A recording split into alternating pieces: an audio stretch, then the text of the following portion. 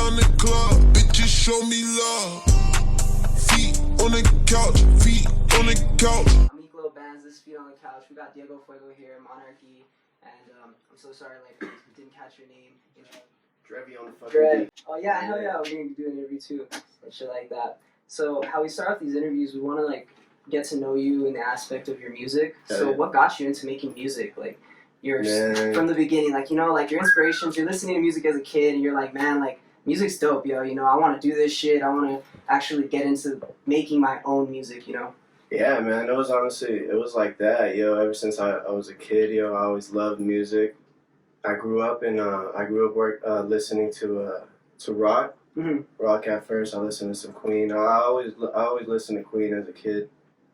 And you then, have your favorite songs or anything like that? Oh, I think at the moment, Doing Alright. Doing Alright is my favorite song, for sure. But around like when I was in second grade, I moved to Bakersfield for a bit, and then I was chilling with my cousins over there in Bakersfield, California. And they put me on the West Coast music. They put me on the SPM. They put me on all right. Oh man, so what kind of artists did you experience at that time when you were living over there? Well, they put me onto the classics, so like Tupac, you know, Biggie, all that, West Coast, East a Coast lot vibes, of exactly. At the time, exactly. You know, Mainly West Coast, and then man, I only really heard like of the East Coast rappers was really Biggie. Yeah, you know, he was the biggest one at the time. You know, did you ever listen to like NWA or anything like that? Of course, yes. Yeah. Of course, yes. All right, so you know, cruising down the street, my 6'4". Oh yeah, bro. And just to like get your evolution into music, like after that point when you were in California, and did you come back to El Paso? Oh yeah, man. I came back to El Paso like 2 months after, maybe not like 3 months after. And yeah, man, it was just a whole different vibe, bro. Like especially as a kid, you know, like I feel like you're really influenced a lot by your surroundings as a kid. So I adapted quickly to, you know, Bakersfield culture and you know, all of that, and moving back to EP was most definitely crazy. Yeah, it's a big change from culture in Cali over here. Exactly, and but I adapted to it quickly. I found friends until middle school, 6th grade was when I really started finding my friends that like true friends, which was I found Drevy. I found through my friend Isaac, which was a friend since elementary. Introduced me to Drev, and I think, yeah, man, that's all we out of like all the other friends like from middle school, it's only been me, Drev, and Isaac Eeks. That's his name. Yeah. And from then, I went to so many high schools too, man. I have such a bad memory. I went to fucking started off at Pebbles, and then I went to Eldo, and then I went to Malwood. So it's nuts for me to remember everything, but. Linking up with Drev, he started making the beats and stuff. So I started, you know, like wanting to rap on the beats, wanting to rap and stuff. But even before that, I was already kind of freestyling and stuff. And fucking, you know, I think that's when I started writing the Weed Mix. That was one of my first remixes that I dropped. And I was doing the YouTube beats and stuff like that, and I was dropping on those. And then eventually, Drev just started going crazy on the beats, man. He's just going stupid, and I showed him this one beat, and he remade it. It was Riding, right? It was Riding. Oh my god! And then that's when like he remade the beat, and it just sounded fucking nuts. I was like, yo, dude, Drev's fucking nuts. And then that's when I was just doing Drevy on the beat, you know, like that's it. Like all I want is Drev beats and stuff. And that's when I started getting more serious, and you know, we started getting more tighter, closer bond, me and Drev. And while I was doing that, I was moving through the high schools and stuff, and then I ended up in Malwood. And I was just saying, you know, oh my god, I had no friends at Malwood, no friends at all. And just starting fresh. Yeah, starting fresh, man. This was like, I was just like, damn, you know, because this was the second time, you know. I had just moved to Eldo, and I didn't even like stay in Eldo for a semester. And what happened? Like, why were you moving school so much? Well, shit. In Pebbles, Oh man, fucking, it was whack, bro. Jesus. It's because I liked it, man. Because at the end of like my high school years, I was like, damn, man, I wish I could have ended it off at Pebbles. Yeah. But fucking, I was in at Pebbles. I was in band, yo. But man, you know, I was a kid, and in my freshman year, I had no females at all, like throughout like my middle school year, and then boom, out of nowhere, high school hit. My freshman year, boom, females came in, yup, and then I started hanging out with the cool kids, you know, the ones that play football and stuff and all that. So you know, I was a little like, you know, ego driven, you know, just straight up like that, you know, just not giving a fuck about anything and shit, and. But I loved high school, man, because I was in band and shit. I was in the drum line with Drev and then Isaac, Eeks, and so we were doing that, and I fucking loved it, yo. I was on the bass, I played snare and shit. But on outside of school, I was hanging out with the boys and shit. And then you know, so long story short, me and my friends decided to, you know, go hit a lick, and I raised my hand. I said, "What up? You know, I'm down. Put me on the front lines. I'm trying to put in work." And you know, again, I was ego driven. Yeah. You know, very I put in the work, took care of the business. It didn't last long. The vehicle got described, pulled over at a red light, and then I raised my hand immediately. I said, "It was me, bro." You know, boom, just like that. And then everyone else was crying. I was the only one just straight, you know, because I knew it. Like I remember when they pulled me over, I was like, "Man, I already know what's happening." Exactly. And then I raised my hand and said, "What's up?" And you know, that's when kind of shit changed. Because at that time when I was hanging out with them, I was straying away kind of from Drev and Eeks and stuff. From your close original homies. But I always kept them in touch and stuff. You know, always looking out, like keeping in touch. We'd always hang out, but like maybe this time it would be like every other weekend. You know, not every weekend and stuff. Yeah. And when I did some time, I did 4 days and 3 nights in juvenile down in Delta. Mm-hmm. And luckily, because it was my first case, judge gave me a nice slap on the wrist. And originally it was supposed to be 6 months probation. Mm-hmm. When I did my 6 months check-in, the judge said, "No, you need another 6 months." So I did another year. Damn. I know it sucked, but it was cool, you know, because I did 3 months, like 3.5 months house arrest. Mm-hmm. And then the rest was, you know, just regular probation. I just had a curfew and stuff, so I could go out and stuff and all that. Mm-hmm. And but that really kind of like, you know, it's like changed my view, but not really, because I was even after my probation, I still got reckless with it. You know, I still didn't finish my work on the streets and stuff. But it kind of put me, you know, it gave me something to write about, you know. And it kind of put me more in tune with my music, you know. Like me, I'm a lyricist. Yeah. I've always been a writer as a kid. I've always been an excellent writer, and I believe like all my SAR tests, or not, maybe I might have like not have gotten commended on one, but all of my EOCs and STAR tests, I was always commended in my writing. Yeah. And so I'm very, you know, on point with that, you know. Articulate with your writing. Exactly. And I like to take my time with that and stuff. And with those experiences, you know, it gave me something to write. And I was like, oh, man, this is genuine. I could put this out, you know. Because to me, it's like it's inevitable. But, you know, like, I guess I don't like phony rappers. Sort of like, you know, fake rappers and stuff. Yeah, they don't do what they actually like rap about, you know what I mean? Yeah, sort of. What do you mean in that aspect? Because, you know, I don't really like hate anyone or not like anyone. Yeah. You know, but you not know, gonna hate on anyone just for hating. Exactly, you know? but you know, I'm just not gonna listen to it. You know, and that's just me. So I after that, I kind of, you know, maybe went out and looked for some more experiences to go ahead and write about. And so, you know, I still had some songs to make. You know, I made shit, man, fucking Road Trip Along the Way was after my probation. Road Trip is just about the road trips I would take, you know, to go pick up my trafficking stories in the song.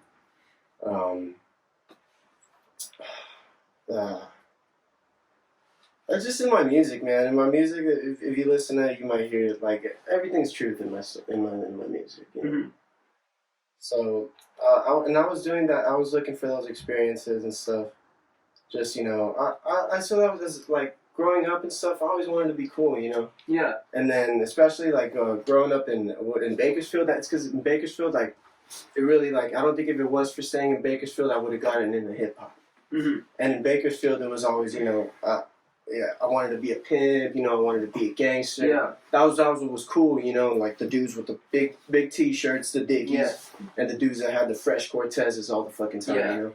Yeah, I know what you mean. Exactly. So I always wanted to be like them, So fucking obviously, and I was a kid, my frontal cortex wasn't developed all the way, so my decision making wasn't on point.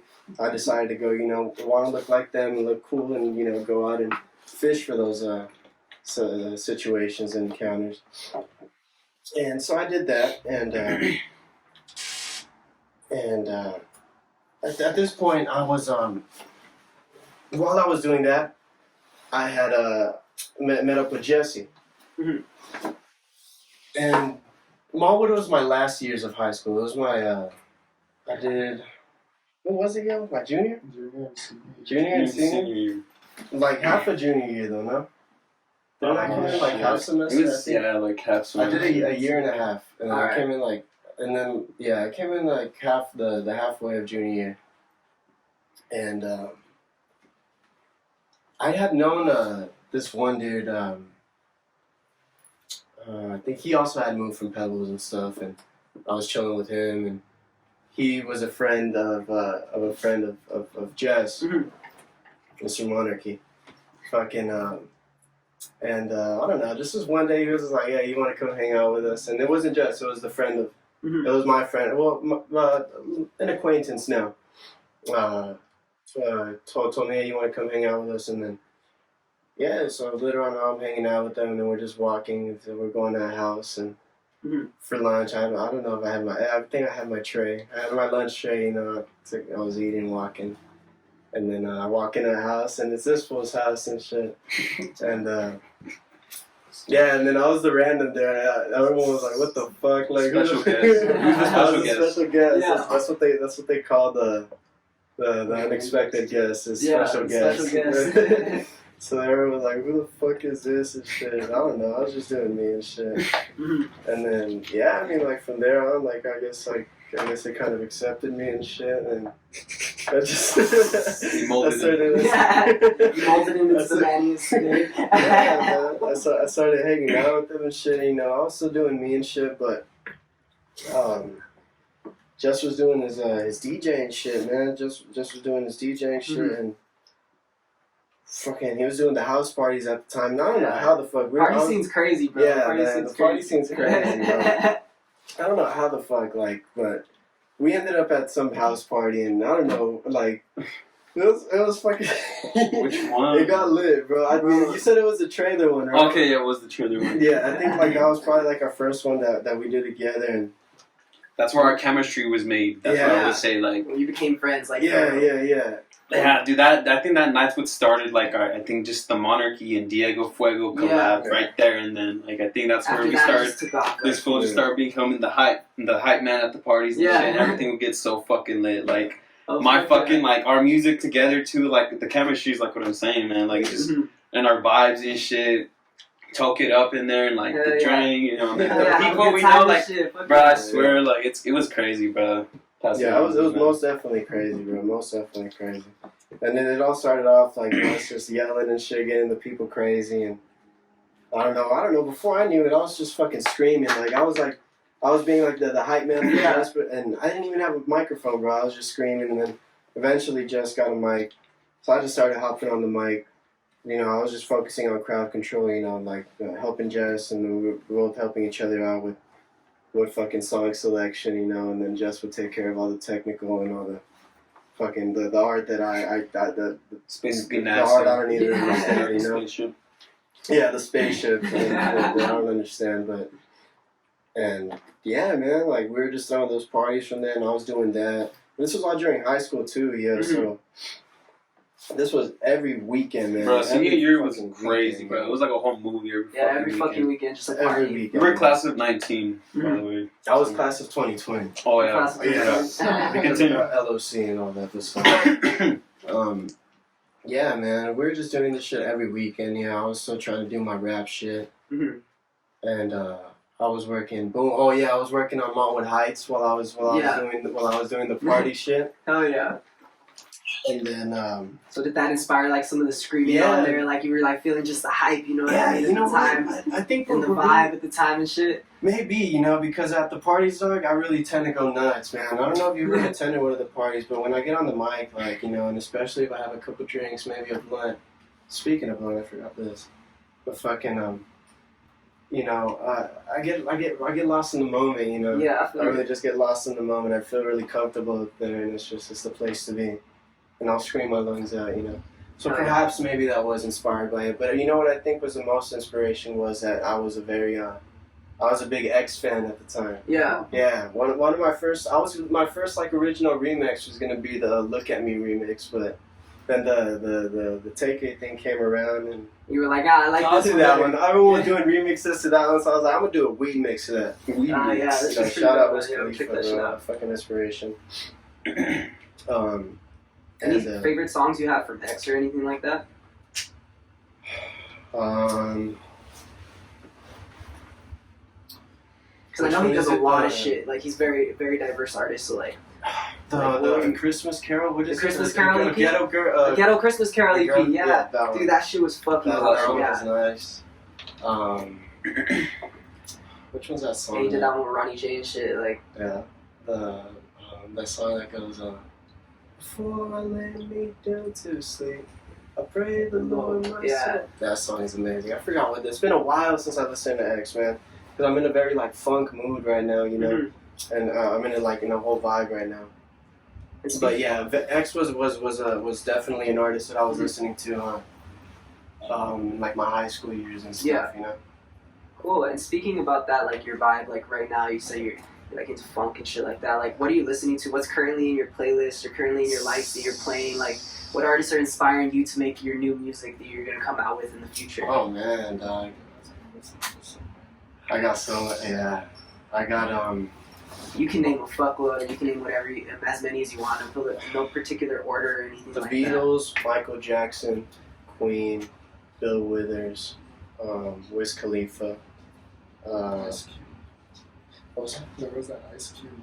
The Ice Cube. I've been listening to. I'm gonna have to put on the phone, Yeah. But I got so much. Go ahead. Playboy Cardi, yo. Playboy Cardi has been a lot, but that's mainly because I've been working out too. I've been working out. Vibe, yeah, man. Oh my god, a whole lot of red at the gym is amazing, bro. It's key. I can't gym without a whole lot of red, yo. Let's see what I got. Oh, Mac Miller. I forgot about that. Shoreline. Shoreline is great because I love that West Coast, and I want to implement that new West Coast sound. I really like it. You know what I mean? I really like it, but I also listen to the classics too, so I can get that OG sound, and kind of mix them together, with that synth, sound, that OG like synth sound. I want to implement that, maybe those cowbells and stuff, but the very OG instruments. I like to mix stuff it you don't up see stuff. nowadays that you would see back. Exactly, I like just mixing up like the roots with the new, making your own thing like out of everything. Yeah, maybe from like a whole variety of different artists, and then get little pieces from them, my favorite artists, and boom, just jam it up into one. All right, cool. And speaking about that, like how you get inspired by multiple artists, how is your workflow to make music? Like start to finish from a song. Like where do you start off? Like if you just got an idea for a song in your head, like where are you gonna start off? Are you gonna hit up Desperate for the beat, you know what I mean, or Monarchy and shit like that, What's like the first step, and then like you get to it, some people write, some people punch in, some people freestyle whole songs like Juice WRLD. Like how is your workflow when you make a song? When first I'll be listening to a song and I get inspiration from a song and I'm like, man, yeah, this is nice. Like I want a song like this. Second step, Call the fucking boss up. Call That's the boss. Yeah. I He's had his head down this whole time to be quiet, but hey, I'll man. just set him down. I'll be like, yo, Yes, I need That's the boss man, bro. I'll tell them I need a blank type beat. Boom, whatever. Etc. type beat. You know what I mean? Like, right. He does his magic. He's a wizard too. Boom, and I listen to the beat. I'm like, all right, boom, flawless. You know, there's something I want. Like, I'll tell him just do this, just tweak this, you know. But once the beat's done, it's done. I'm listening to it. I'm like, okay. And there'll be times, there'll be times, in the day where I'll just freestyle something out of nowhere a cappella. I go ahead and write it down in my notes. So I'm listening to the beat, or I could go ahead and take a look at my notes, see if anything maybe might fit. And if not, I think of an intro. Because to me, as a writer, even in school, the hardest part for me has always been the intro, the hook. Yeah. And I feel that that's the most important catches part. People exactly. In the beginning. Exactly, and that's always been the most difficult part for me as a writer. So that's what I'll do is I'll attack that. I'll get it down. It'll take me a while. It might take me a day. It might take me a week just to get that intro down. But once that intro is down, everything else is just flow. Everything else is just perfect. Because. But for that intro, it takes me so long because I have to think of the beat, the mood, what I want the song to be about, and then get all those elements together and find a way to punch it into an intro. So they can get all right, boom, this is that vibe, boom, boom. And then you work from there, you just build it, because you've already got the idea from the intro and everything, what you want the song to be about and all that, And to just switch to another point on... Well, go ahead. When I'm done writing that down, I'll go ahead and lay it down on the mic, listen to that. And then from there, I'll go ahead and listen. Maybe I want to touch some stuff up. I'll go ahead and do that, and then I'll give it a listen to the boys. I'll let all the gentlemen listen to, hey, what you think? What do you think? Boom, boom, boom. Take their input, see what's up. If I think it's, if I don't agree on whatever, that'll do it. And if I agree, then I'll go ahead and do it. And and then after that, I'll just send it to Chris. I believe, did he leave already? Oh, well, Chris Hitmaker, man. Fucking beautiful engineer, beautiful producer. He's a producer, man. A great, crazy talented. Fucking insane. Yeah, he's made a beat. It's in my upcoming EP. That was gonna be nuts. Crazy. But mainly, actually no. You know what? Road Trip, I believe he did some. He added a little pizzazz. He even helped with writing too. And writing as well. Chris did writing. And writing. It was at his crib in his studio. And but most of the time he's doing the mixing and mastering. All right, like engineer. Go ahead and send that out to Chris. So like, first of all, do you fuck with it? Usually he'll say yes, and then because I don't want no one to work on my track that doesn't fuck. Yeah, if they're not feeling it or anything like that, it's just they're not feeling that song at the time. Maybe that song is for them, and you don't want them working on it trying to make some half-ass shit on your song. And then fucking get to hear that, do the car test, listen to it. Posse, bro, the best fucking photographer in El Paso, Texas. Tell me, hey boss, listen to this. Let's get a vibe for this, get that fucking cover art. Put it on DistroKid, get that shit out. That's it. I'm good. Sure, what kind of ash? Oh, you can ash it in that boot. On the boot. Shut up, Zoe. The ash boot. Hey. Shit. Shut up, ash boot. But yeah, man, that's a fucking lifestyle. Yeah, bro. And speaking about that, your workflow and artists that you've worked with and stuff like that, because clearly Monarch and Drez, as well as Chris, that you said you collabed on. What's anything that you've been really excited about, when you made it? You were kind of this song is dope, or any collaborations that you were kind of man, we really got something going here, because I know you were talking about that collabs back in the day when y'all were just cooking up and you're like, oh yeah, that's the sauce, you know what I mean? Yeah, I'm hopping on that. Yeah, yeah, I got oh man. But for you, what was making you're just yeah, man, I really do, I'm diving into this music shit, you know what I mean? Because a lot of people, they'll, have one foot in, one foot out or something like that. What was something that made you finally, or, get confidence in yourself? Because, you know, confidence comes with the music and shit like that, and releasing things and stuff. Man, you know, I think after Monwood Heights, you know, but even, you know, it's crazy because even after my first song, the Weed Mix, you know, and after I got feedback from that and my people, and people fucked with it. So, like, off the bat, I knew, I was like, oh, and even when I was writing it, I was like, yo, fool, I got bars, bro. Like, it's just something, like, I already knew it, yeah. But, you know, at the same time, I don't know. Sometimes I do get a little shy and I'm maybe a little nervous, but I know it's just me. You know, I just gotta have the balls to just keep putting it out. Just to keep pushing through it. Yeah, man. I like ever since the bat, you know, I've always known, like, I was like, man, you know, this is for me. And even before that, I always knew I belonged on stage. I always knew because in middle school I did piano, I did choir. I was always on stage. In high school I did band. I was always, you know. So off the bat, I always knew. You always knew that you were going to be like an artist, an entertainer, or something to that aspect of creative. Always. All right, cool. And to gear towards like another question, separated from yourself, like, what do you think about the state of the El Paso like rap scene? Because there's different scenes here, you know what I mean? There's a party scene, there's the EDM scene, like Monarchy and all that shit, like, you know what I mean? They got their shit going. There's a rock scene and all that, like, there's rock shows being done. But what do you think about like the El Paso rap scene? Because that's like the category that you're. Can you close that door real quick? Yeah. What do you think about like the El Paso rap scene at the moment? You know, the state of it and stuff like that, or any artists that you're really like looking out for, or something you're like, man, I want to collab with that. Maybe this interview puts it together, or some shit like that. You know, man, and in the rap scene, or like, you know, well, like overall. I'm saying music scene overall, but there's different scenes. You know, there's like the EDM scene, there's a party scene, there's like you know, that goes coincide, like the EDM scene and the party scene, because you know it's like DJs like fucking creating a vibe and all that shit. You know what I mean? And there's like a rap scene which is less mature at the moment. You know, there's less rap shows here in El Paso. Like, you know, you could just see it. You know? Yes. So like, I want to ask you a question. What you think about the state of it as you being an artist here from El Paso? Well,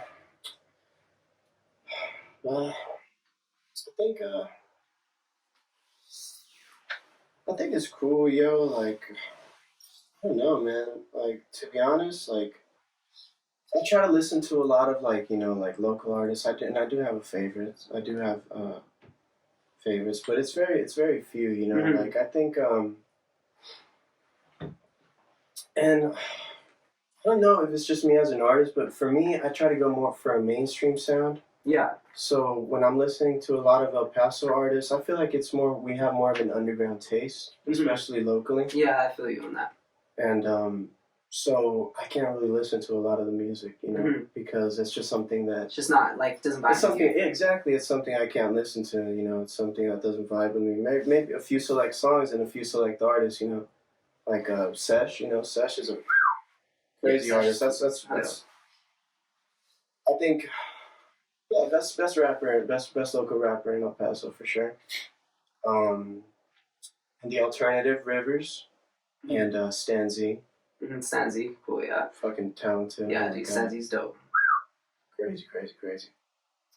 That's it, you know, like, and if you think about it, especially like, you know, like Rivers and Stan Z, Stan Z especially with that new song that he dropped, The Great Escape, that's very like a mainstream sound, you know, that's very funky, that's the type of shit I like, you know, and then Rivers as well with his like acoustic instruments and his alternative sound, I like all that, you know, that's mainstream, you know, that can go mainstream. Sesh, you know, with his, like, I hear it like blowing up like how X did, or you know how other underground artists are doing it. Like, what's that UK fool?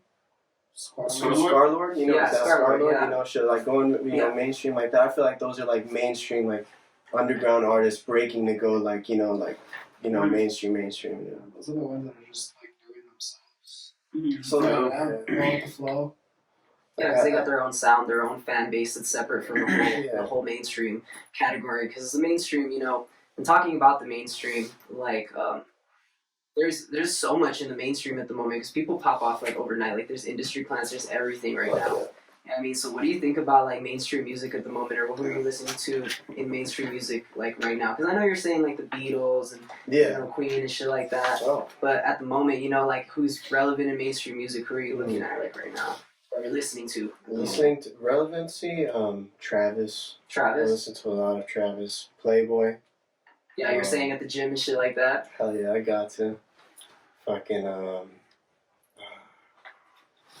I've been listening to a lot of, like, OG. I listen to Wiz Khalifa, but I've been slowly catching up with his, like, with his new music. Mm-hmm. It's dope. I like how his sound is strength too, yeah. Oh, Shoreline, Don Toliver. Oh my god, Don Toliver is amazing. I like to take notes, like, for the singing and stuff, because I plan on implementing singing into my music. Kind of do some R&B, like, type R&B tracks and stuff like that. Yeah. Some, like, Tory Lanez type shit or something like that, you know what I mean? Mm-hmm. And really, honestly, that's it for, like, mainstream, you know, like, popping at the moment. Roddy Ricch, I do like him. I like his singing. Mm-hmm. I like to take notes on, like, you know, the technical, like, points of his singing. Mm-hmm. But yeah, that's really it. And speaking about, like, bigger artists and stuff like that, do you have any dream collabs? Do you have any people that you'd like to work with in the future? You know what I mean? People probably that are unattainable at the moment, but anybody that, like, man, you've looked up to for so long that you're like, man, like, I would really like to make a song with that person, you know? I think you mentioned some people already in the interview earlier. Shit, Wiz, Snoop Dogg. Damn. That's it. Oh, I would love to make a fucking song with Queen, yo, like the fucking Brian May and shit. That'd be with a fucking guitar there. Oh, that's what I think of at the moment. At the moment? Yeah. Alright, cool. That I want to collaborate with, yeah. Cool. Oh my god, Doja Cat. Yeah, oh my god, I got to. Yeah. Alright, so to get onto, like, another topic more into your life and currently, I know 2020 has been a crazy year for everybody. You know, people have been stagnant. People have not had, been doing stuff. Like, how has your 2020 been? Because some people have had a badass year, made shitloads of money. It's been a pandemic or some shit. And there's people that it's been a pandemic, bro. For real, bro. Like, there's people that tell me I literally, like, had the best year and the worst year. Like, you know what I mean? Like, there's two sides to the coin. So how was 2020 for you, bro? Oh, shit. Dude, honestly, bro, a fucking emotional roller coaster, yo. Really just me trying to fucking find myself, yo. Mm-hmm. Really just trying to find myself by, like, implementing everything, you know. And low-key, I think, like, I did good, though, because I started it in 2020. Yeah. It was, like, I tried to implement, meditated in a while, but I was meditating, diet, fitness, reading. I haven't read in a while, but yeah, you know, different fucking, like, elements like that and shit to try to get my mind, you know, body and soul aligned, you know. Mm-hmm. I started being more open and, you know, like, universal science and shit, bro. Like, I really believe, like, because I don't know, like, what higher power to believe in for, like, you know, like, what the fuck, like, yeah, there's so know, many religions or anything that you could believe in, you know. Yeah, man. So, like, I just believe, I call them, you know, like, universal science, you know, like, karma and shit, like, you know, like, I don't know if you feel like, you have that, like, one number, bro, that, like, you just see everywhere, I feel you bro. on that, yeah. Those, like, just those things, you know, like, I don't think everything is, like, you know, like, a coincidence. It's a sign from the universe. Exactly, you know, I try to look at everything from a sign, you know. Everything as an obstacle and shit, so I started being more open like that. Mm-hmm. Just viewing life in, like, a positive aspect. Yeah. All right. Losing a lot of ego, you know. Mm-hmm. And what are there any books that you've read? You know, you said you were into reading and stuff like that. Are there any books that you really recommend, or your favorite books that you've read over the years? Well, I was reading this book that was really, really good, but I always get caught up, man. I don't know. It's hard for me to stay on task with something. So I believe I only made, like, perhaps, like, maybe 3 chapters, more like 2. Mm-hmm. It's called The Art of Not Giving a Fuck. It's something that, like, from the intro, like, from the moment that you read it, boom, it sticks, you know. I just, for some reason, just stopped reading. I don't know what was going on. Just something came up in life and you're just like, perhaps. And then just me as a person, I'm always like you're always on to something. I'm trying to work on some, like, you always got something going on in your head, like trying to figure something out, make a next move and shit like that. And speaking about, like, next moves, we talked about 2020 a little bit, and what you went through that year. You said it was an emotional roller coaster and stuff. What are your plans for 2021? Because, we just got into a new year, stuff like that. What are your plans? Like, what do you have anything that's coming out? Do you have anything that you want to, like, let the fans know, about your plans for 2020, 2021? Oh, dude, 2021, is going to be the year that I do everything the way I wanted it to be. The year that everything is done right, because I feel like I've had 2 years under the belt now. Making music and dropping music and stuff. Yeah, and also 2 years mainly of like experience and shit, and like experience with the people, mainly, and seeing how people react and all that shit. And shit like that. The year from nothing. The year this year, fucking 2020, the pandemic, which I feel like was an obstacle, and it was up to you to fucking understand it, see what's up, go through it, or bitch up and fucking fold, Oh yeah. To come out of the pandemic with fucking 30 extra pounds and shit, Yeah. Fuck that, Yeah, fuck that and shit. it was up to you to do that, bro, or to understand it, go through it and be like, okay, what's up? Understand that everyone's having a shit year, and okay, but now what the fuck are you gonna do in 2021? Exactly. So I had that year of a pandemic. My first pandemic experience. Oh yeah, same. Yeah. I don't think any of us have experienced a pandemic unless you're around in the 1920s. And then the previous year before the pandemic of me in Monarchy with the fucking people, me dropping the Monwood Heights, me throwing the parties and shit with all that. So I gotta see how the people are when it's active during a pandemic. See what type of moves you can make in either situations. And I feel like that was a lot of good experience for me. That's good experience that I have under the belt now to bring into 2021. And I'm gonna use that to make sure 2021 is fucking powerful, Yeah, so and just all gas, no break. All gas, no break, and all gas, no break by fucking boom. I got a single, a music video coming out in January. I got a music video for fucking Too Busy Flowing coming out. Where will that be released? Like YouTube channel? You have your on my YouTube channel. I got a YouTube channel. It's the link in my bio. Alright, cool. Diego Fuego. It's on my link tree. All my shit's uploaded there.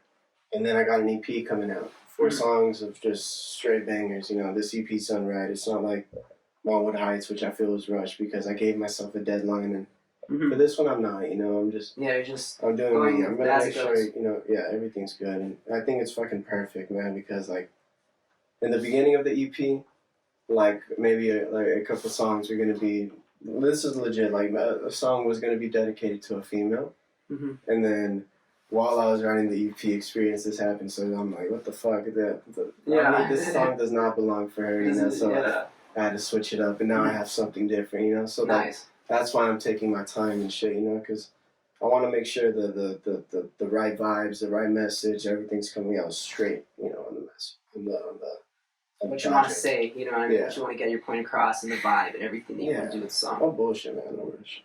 Yeah. I was gonna ask right now. The next question was gonna be like, tell us more about like the party time, because you've been speaking a lot about like you and Monarchy and shit. Is there any stories you can tell us like about that time and shit like that? You know what I mean? Because there's some crazy shit that goes down at El Paso parties, bro, and shit. And like I've been there, bro. Like you know what I mean? Like I've been to a lot of fucking parties. I've been to some of your parties too. I was about to say I think you were at one. I swear you were wearing like I don't know if you were wearing a revenge sweater, dude. Yeah, probably. Mm-hmm. But it was like a house one, dude. It was like, probably. I swear I just remember, but like that one got down as fuck, dude. Hell it was yeah, crazy lit. Yeah, I remember back in the day, bro, like when I used to go to like fuckload of parties, bro, I used to go to the homie Mad Balls, bro, like that fool used to take me to all these crazy parties, bro. That's like, crazy. Dude, shit's crazy, bro, like, crazy ass shit, you can't say everything about the experiences, but you could tell us like cool shit, you know what I mean? You don't want to say anything. Oh, yeah. Yeah. Trying to dry snitch. Exactly. We're not going to try to be like Vlad over here and shit. Vlad. Which fucking Vlad. Dude, there's so many, man. It's been a war zone, dog, with the parties Front with lines. Monarchy, and we've been front lines, every night it's the same thing, we always got to deal with the jigs and shit, the cops, what they call fucking, But like we've seen it all, man. We've seen dudes get fools get stuck, get shanked, shootouts, shit, fights. That's the regular. Fights are regular. Yeah. Jumps in fights are regular, but yeah, man. I guess like we were lucky if it was a fight, But most of the time it was some other bullshit and shit. It's always like when it's fucking like it's already getting lit, bro. Oh yeah. It's always getting lit, and then some hothead. It's always some hothead. Yeah. And it's like, what's up? What's up? Yeah, bro. And then like everyone already just huddles, and oh my gosh, world star, everything starts. Dude, for real. Oh yeah, and then like, oh my gosh, I got my manager there, front lines. He's Batman in that shit. Yeah. So he's in there, and he's taking care of business, and we're over here trying to take care of all the crowd control. It's like, yeah. It's crazy as fuck, bro. Like, especially because I get like under the influence. Yeah. And it feels even crazier and shit. So everything's just going crazy. Yeah, man. I don't know how to explain to that. I don't know how to explain it, man. Everything just happens so fucking quick, and it's like so much stuff is happening, and like you gotta get the equipment and shit. It's like, and then it's like that car right after. We're like, bruh. It almost knocked your shit down. Yeah. Like, Oh, dude, I'm telling you, these like episodes. Like we have seasons worth of episodes to tell you these stories and shit. Yeah, it's obviously too much, man. But like, that's the type of like experience, that goes down, bro. And I feel like those little things and shit, kind of inspired like music, like your music, like you say, man, life experiences like inspire your music. Like most of your music is just life experiences. You know what I mean? You're out doing shit in life, just not sitting at home writing fucking songs about like things you think about in your head, Exactly, man. But like the main thing, like at the end, bro, like that I feel is the most important, bro, is that it's all knowledge. Mm-hmm. It's just knowledge, like I love like it's something beautiful seeing how like people react, how the people are, like everything, And I think it's some good understanding. I don't know if it'd be like, I guess it would be, like maybe being like understanding of what's that shit, like psychological behaviors and shit, or like, so I guess I could be like part of it and shit, but like I'm not into like that. But I'm just saying like it's nice seeing like. I see deeper into like the fights, I see like okay, maybe why did they cause it? Try to understand why and shit, And I'll gather all that into knowledge, gather all that into experience, bring that into the new season. So all right, cool. I think we got like a good amount of like a lot of the questions that I really wanted to ask you. Wow, just trying to think of anything at the top of my head. Anything you think that we should ask? You should ask in there. I was gonna say, just where they could find you at. Yeah. Like where they could find your music, your website, your Instagram. Boom. Just where. Yeah, we're gonna put all that like tag too. We'll do that shit. Hell yeah. Hell yeah. It's recording. It's been recording, right? Yeah, you're good to go. We can just edit that. Like. Yeah. All right. Cool. So just keep it recording, and we'll just the interview. Because we talked about your life, how you got into music and shit like that. Your inspirations. How your workflow is to make music. Kind of your life. How you met. You met Drez, how you met Monarchy and shit like that, the party times and everything. So we wanted to let people know, like, where can they find your music? You said you have a YouTube link tree and stuff in your bio, but all right, you said you have DistroKid, right? So are you on all platforms? Yeah, man, I'm on all platforms, boss. I'm on Apple Music, I'm on Spotify, SoundCloud, YouTube, even like the Tidal and Amazon Music. Mm-hmm. So you're on everything. Yeah, like I all believe platforms every at the moment. platform, DistroKid says so. Alright, cool. DistroKid says so. I pay the bill and they say it's up there. So I believe them. Alright.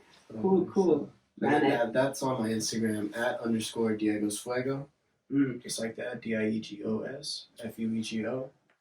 Link in bio, it's that little link tree. Like that. A little menu with a bunch of like, if you want Apple. Whatever your cup of tea is, you click it, boom. There's my jams. But there's this one fuck fool on my Apple Music, man, and my fucking Spotify that's also named like Diego Fuego too. Alright, so don't get him confused. Yeah, man. he makes like Spanish music, yo. So if it's in Spanish, yo, it's not me. It's like disco. But his name's Diego Fuego, and his tracks are like leaking onto my fucking account, yo. I try to. Oh, for real? Yeah. I try to send like email to Apple and shit, but I don't know. I guess I gotta get more poppins to get that fucker off my page. So you just gotta for the future, Yeah. But I'll know what's up though. Yeah. My I think the cover art and everything. Mm-hmm. And do you have a message that you want to give to your fans? Just to wrap it up, something that you want to say, speak to your fans directly. Because that's what we want mostly. These interviews are mostly for the fans to get a better understanding of you, you know, to relate to your music, get to know you better and shit like that. Oh, shit, dude. Yeah, man. For all my people out there, yo, realize you're in the fucking Matrix, yo. We're in the Matrix, bro. And we've all been programmed, yo, like to do certain things, you know, via school, via, you know, college, all of that shit. Debt, all that shit. And I want you guys to know that all that really matters is your dreams. Literally, when you're doing something and you get the chills, and when you get the chills, make sure it's not, you know, you just get it on your arm. Yeah, you're not just cold. Make sure you get it, it's a full fucking body chill, you know, not no half-ass, you know, just make sure you get that chill, you know, that just something that really touches your soul. And do that for the rest of your life, you know. Master that, build off of that, you know, do what makes you happy, you know. Don't fall for the rat race, you know. Keep your body, soul, and mind aligned, and you'll be straight. Fuck the Matrix. The rat race. Yeah, fuck the Matrix and the rat race. Oh yeah. Alright. Well, this has been Diego Fuego with Monarchy and Drez. I'm Miklo Baz. This has been the Feet on the Couch interview. I'll see y'all later. Alright? Shut down the club, bitches show me love. Feet on the couch, feet on the couch.